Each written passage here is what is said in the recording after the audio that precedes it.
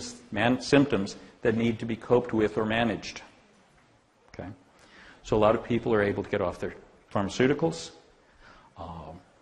no longer have these ongoing problems. Lots of people spontaneously stop abusing substances. Okay? The Trauma Resolution Center is a licensed community outpatient mental health program, and it is also an outpatient substance abuse program. We don't focus on the substance. The substance is something that people are using to self-medicate for the trauma. The VA estimates 30% of Vietnam era and 11 to 20% of Iraq and Afghanistan war vets suffer from PTSD. This is important. Okay? 30%, 11, and 20. Do you suppose those wars, like the Vietnam War, was that much worse? Okay. Trauma gets worse over time. Okay? We'll talk about why that happens later. But remember the statistic a couple of years ago about 22 veteran suicides a day? Okay? That number could be high, could be low. It's too high, there's no question. Okay? But what was everybody thinking? They were thinking, oh, all these Iraq and Afghanistan vets are coming back and killing themselves. Only the average age in those statistics was 59. Those were Vietnam vets killing themselves 42 years after the war.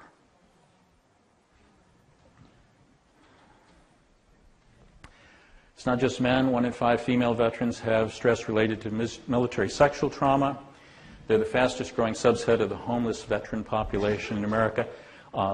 209,000 female vets reported serious mental illness.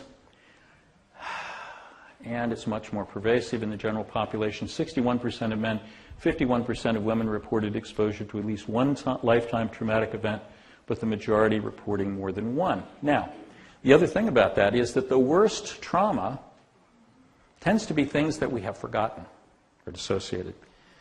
So lots of times people will not report something that is really horrific. I told you about the process. We have a 2-hour in-depth, right? The people have come to our door because they know they have trauma, right? We have this 2-hour in-depth, and then we prepare this list, and we go through the list, and we've got everything, right?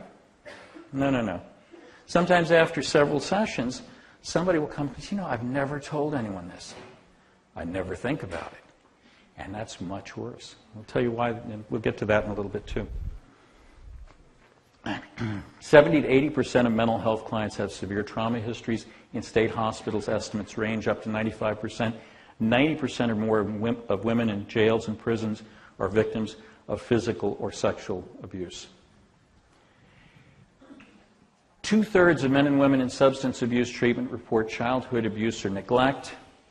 Similar statistics exist for foster care, juvenile justice, homeless shelters, welfare programs, etc.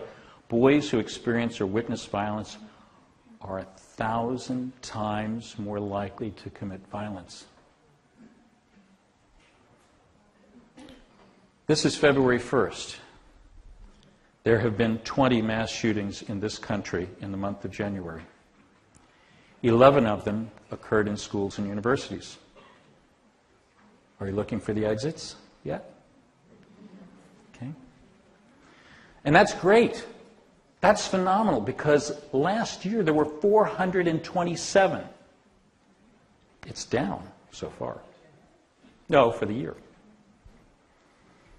But that's a lot more than 20 in a month. Is everyone familiar with the ACE study? If you aren't, you're about to be. Okay? Kaiser Permanente, Dr. Vincent Felitti, was running an obesity clinic because Kaiser Permanente, the oldest running HMO in the country, realized that obese clients cost them a lot of money, right? So let's help these poor people, right? Enormously obese people. And they were having this tremendous amount of success. And their most successful clients were dropping out of the program. What is going on? So they started interviewing them. And what they found was, for the most part, that the obesity was a semi-conscious coping mechanism. And when somebody who weighed over 300 pounds suddenly dropped most of that weight, they started getting attention, especially females started getting attention from the opposite sex. And they bulked up again.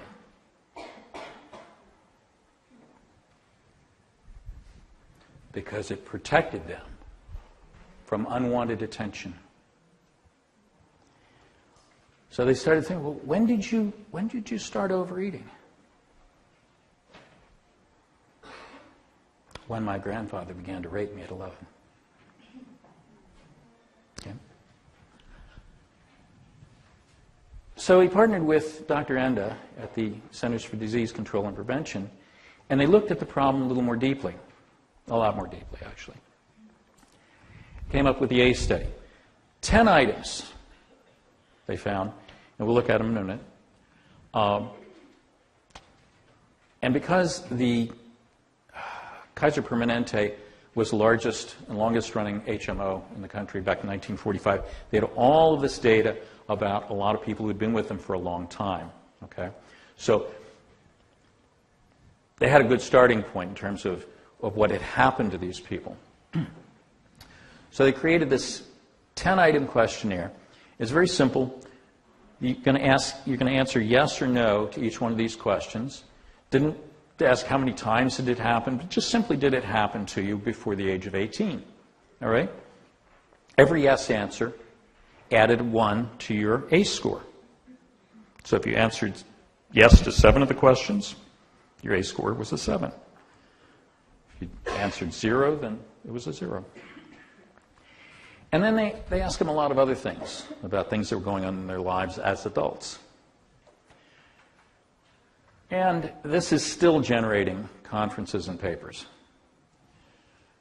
It was a huge sample. 17,300 people. All right? Bear something else in mind about this sample. These were people who had HMO coverage for a long period of time. These were extremely privileged individuals in this country. Okay? These were not poor people.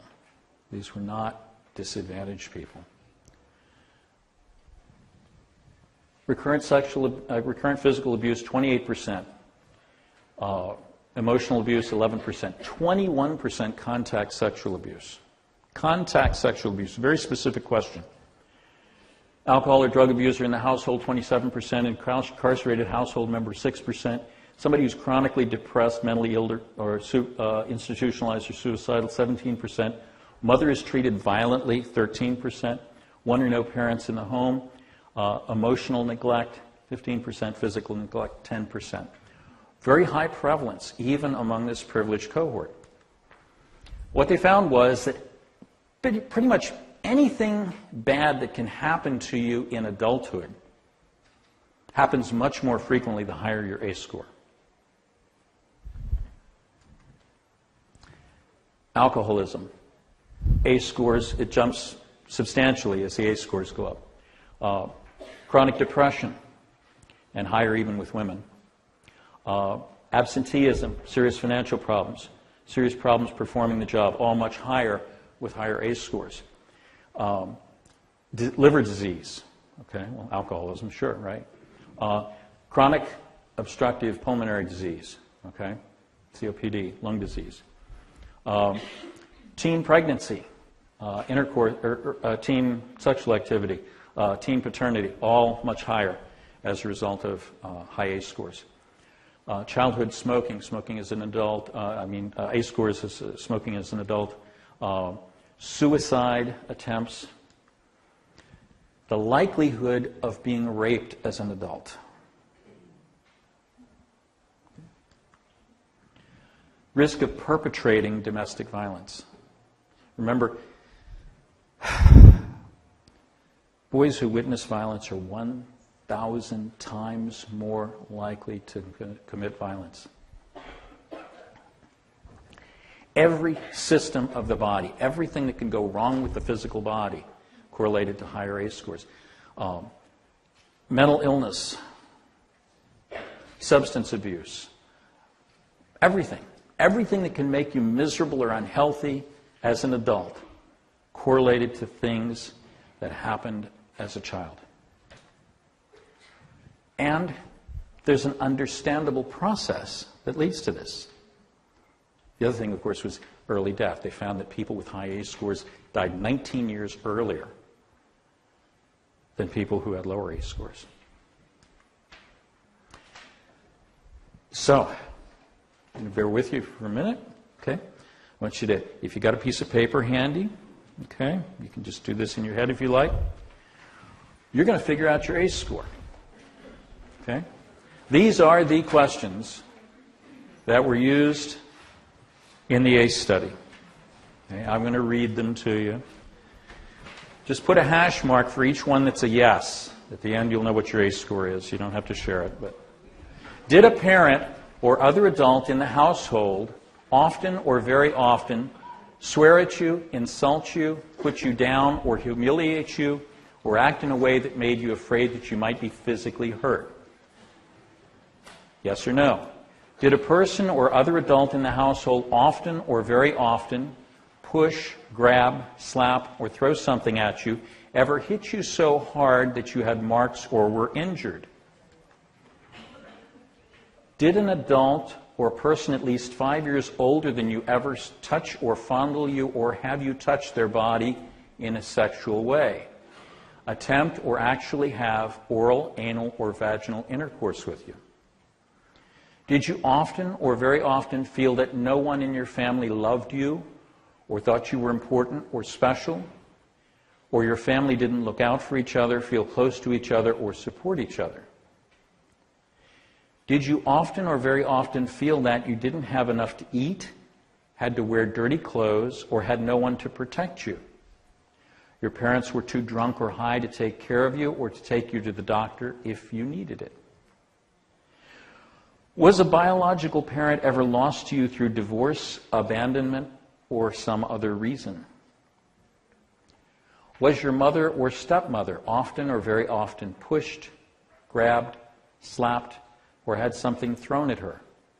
Sometimes, often, or very often kicked, bitten, hit with a fist, or hit with something hard? Ever repeatedly hit over a few minutes, or threatened with a gun or a knife? Did you live with anyone who was a problem drinker or alcoholic or used street drugs? Was a household member depressed or mentally ill, or did a household member attempt suicide? Did a household member go to prison? Total your yes responses, and that's your ACE score. Now, some of you might be horrified by some of these questions. And some of you may think, that's just childhood.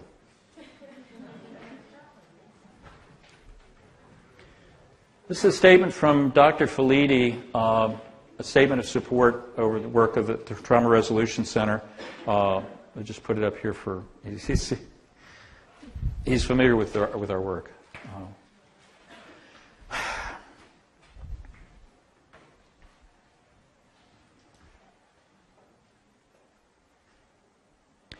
Some of you may have just remembered some things that you'd rather forget. Just remember that if you're here with the intention of going out and working with other people, you've got to address that first. Okay?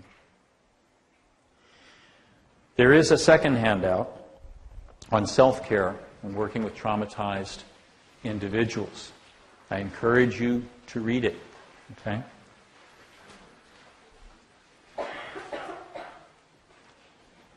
As Eldridge Cleaver said, if you're not part of the solution, you're part of the problem.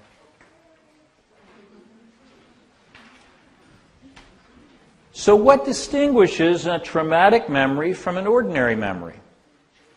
In order to know that, we have to look at how we form memories. Okay? We often discuss the effects of trauma in psychological terms. We talk about overwhelming coping ability, repressed memory. They're valid descriptions, but we're inherently suspicious of psychology. It's not a hard science. You know? Every time we try to do experimental work with psychology, we end up in ethical problems, right? Some of the most famous psychological experiments are basically stories of torture, you know? So it's not like the physical sciences where we can just set up a lab, right? And among scientists, you know, Carl Jung and Einstein and Wolfgang Pauli collaborated. Actually, Einstein and Pauli collaborated for 10 years on the idea that on the quantum level, there must be a mechanism whereby the world of the psyche influences the physical world. They never found a concrete connection, but they believed in it. And Pauli was constantly, took a lot of shit from other serious physicists because he hung out with this young guy who wasn't a scientist at all, right? So yeah, we're suspicious of psychology, and with fairly good reason. Trauma can make you a little nuts. It can make you a lot nuts. But the reason these nuts are up here is because that they are the same size and shape of two lobes in your central brain called the amygdala. All right? Very important. Now, people talk about the amygdala sometimes. It's one of the oldest parts of the brain. So sometimes people use the word primitive. And that's absolutely ridiculous. The amygdala are primarily responsible for keeping you alive. You're here. It works, right?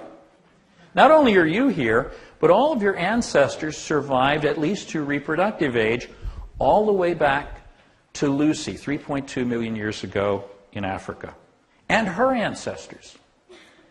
So, you know, the amygdala is pretty sophisticated. The amygdala is responsible for implicit memory, memory not available necessarily to conscious awareness. It's a storage of senses and emotions. All right, we'll talk a little bit more about it in a minute. That memory can only be triggered. You can't just say, well, you remember that time you were beaten. Well, you might, but, you know, the implicit memory, the feelings and the emotions that went along with that are in the amygdala. The hippocampus, which is adjacent to the amygdala, is responsible for explicit memory, conscious memory. Okay? And there's something called state-dependent or context-dependent memory. I'll talk very briefly about that. It's kind of important, but they've done studies. They taught a bunch of guys to get drunk. No, they didn't. They taught a bunch of guys to do some stuff while they were drunk. And then they sobered them up, and they didn't remember it so well. So they got them drunk again, and they remembered it. Because they were in the same state they were when they learned it. When they teach divers to do work underwater, it would be a lot cheaper to teach them in a classroom. But they don't remember it so well when they get in the wetsuit and get down under the water. So they teach them in the water. Okay? When you take a test, very often you're sitting in the room where you got the lectures, right? So maybe you remember the lectures portion of your information a lot better than you did the stuff that you studied in your dorm, on your bed, possibly high on amphetamines. Okay. So, the amygdala is responsible for emotional memory. It's involved in perception. It triggers the sympathetic nervous system activation. It basically is constantly asking the question, am I safe? And if it doesn't think you are, then it turns on the alarm. It's responsible for emotional arousal states, and it stimulates memory formation. You remember things better if there's some emotion associated with it. Okay? And this is a prioritization, along with context-dependent memory, of our memories. We remember better those things that we learned in the same or similar emotional state because they're prioritized in our memory. All right? If you were in a fire and you're in a fire again, you're likely to remember the stuff you need to remember because it's prioritized that way. The hippocampus is responsible for memory consolidation, okay? Formation of new memories for new experience, the formation of long-term memory, spatial navigation, and declarative memory, the things that we can consciously think about. This is getting to be a dated reference, but does anyone remember the movie 50 First Dates? Okay. This is a perfect example of what the hippocampus does. It forms new memories, new conscious memories. What time is it, incidentally? Thank you very much.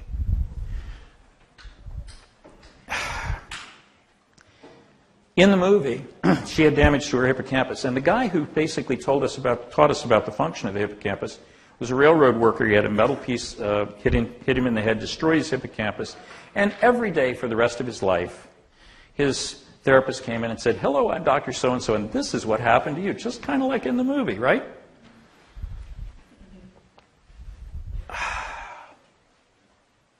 My stepson, Teresa's oldest son, has primary progressive multiple sclerosis. Fortunately for his mobility, he doesn't have any lesions in his spine, but he does have them in the brain, in his hippocampus specifically. And he has a really hard time remembering some things. Other things not so much, but new memories, you know? Like, pick up these 2 items at the store. You see if he gets to the store, if he remembers why he came in there when he got there, you know. He's coping very well, but it's there. I bring that up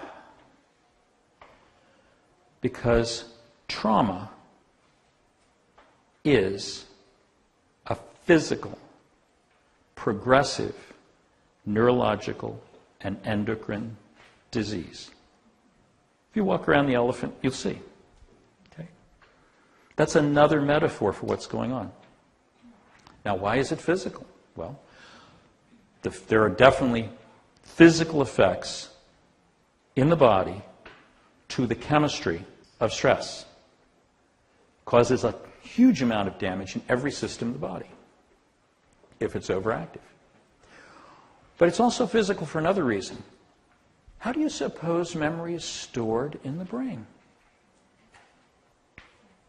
We don't know. But we assume it's physical somehow, right? If a memory is not properly stored in the brain and it remains active as a trauma, then it's a physical disorder. Fortunately, we don't have to operate on the brain to fix it. So this is what normally happens in the brain when we have experience, and we have experience all the time. And as we have experience, our brain processes that experience into a conscious memory. That's called learning. We do it all the time, whether we want to or not. Okay?